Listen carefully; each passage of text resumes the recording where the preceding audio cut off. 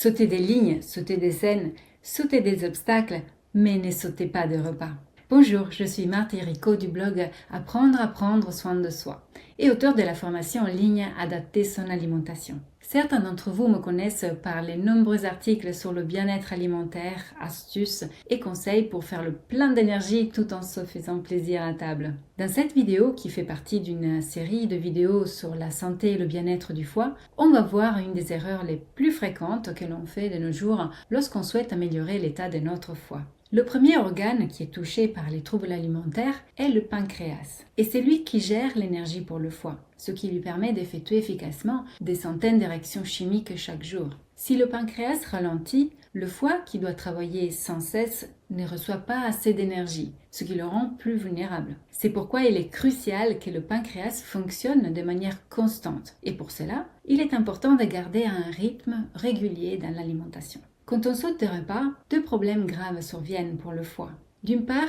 il manque des matières premières nécessaires pour répondre à ses besoins. Le foie assure de nombreuses fonctions qui requièrent des nutriments spécifiques que l'alimentation équilibrée devrait lui fournir régulièrement. Ce manque de nutriments le met en difficulté et le fait ralentir. D'autre part, même en étant affaibli, le foie doit continuer à travailler pour décomposer les réserves de glycogène et maintenir un niveau de glucose vital. Ce travail génère des déchets qu'il doit ensuite éliminer. Ainsi, un foie ralenti par le manque de nourriture se retrouve à devoir réaliser un double effort, continuer à fonctionner malgré sa faiblesse et éliminer les toxines accumulées à cause de cette surcharge de travail. Cela ne l'aide pas. Sauter un repas ne facilite pas le travail du foie. Au contraire, cela le fatigue, le ralentit et l'oblige à gérer plus de toxines. Alors je vous pose la question, est-ce vraiment judicieux de sauter un repas, que ce soit le petit déjeuner, le déjeuner ou le dîner? C'est contre-productif et même dangereux. Sautez d'autres choses si vous le souhaitez, pourquoi pas, mais ne sautez aucun repas,